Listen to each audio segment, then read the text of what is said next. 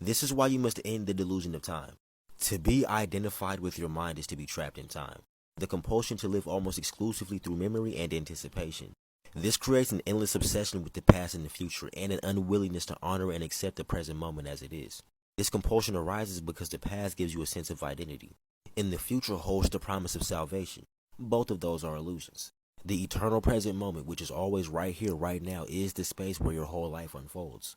It's the one factor that remains constant. Life is now. Since ancient times, spiritual masters of all traditions have always pointed to the now as the key to the spiritual dimension. The whole essence of Zen is to be so utterly and completely immersed in the present moment that no problem and no suffering can exist. Incomplete presence is the absence of time, and problems need time to exist. Of course, still use time in a practical manner. This is called clock time, which is learning from past mistakes so you don't make them again, planning, making appointments, and setting goals and working towards them. And predicting the future by means and laws learned from the past and taking appropriate action based on those predictions. Whenever you're done with that practical aspect of life, remove time from the mind and immediately return back to present moment awareness. An enlightened person's main focus of attention is always the now. They still have an awareness of time, but they're free from it psychologically. If you make a mistake, dwell on it mentally, and self-criticism and guilt come up, then you turn the mistake into you. You make it a part of your sense of self. Now you're trapped in psychological time, which is always linked to a false sense of identity.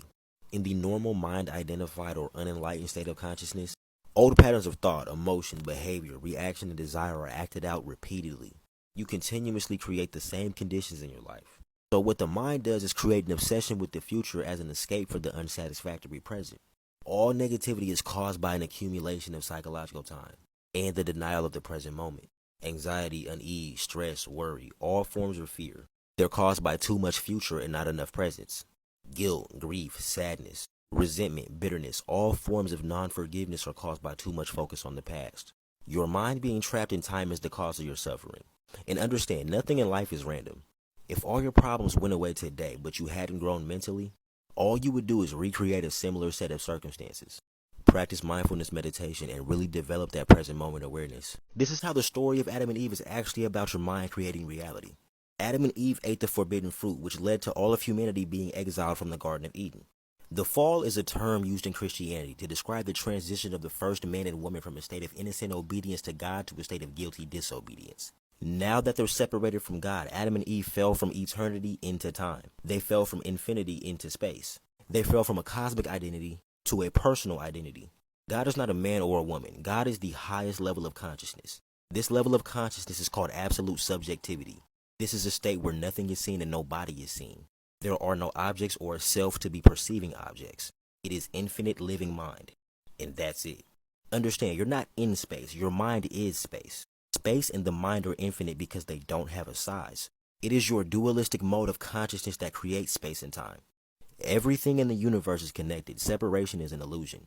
Once you identify with the body, the subject becomes separated from the object. Now, as I said, there is no separation. In believing in this illusion, there's a gap or a space created between subject and object. It is literally separating ourselves from our environment that creates space. And when you create space, you create time. Space and time are a part of the same continuum. They can't be separated. But because mind is creating space and time out of itself, the universe and the things in it are only constructs. They don't actually exist. Things or objects are only products of thought.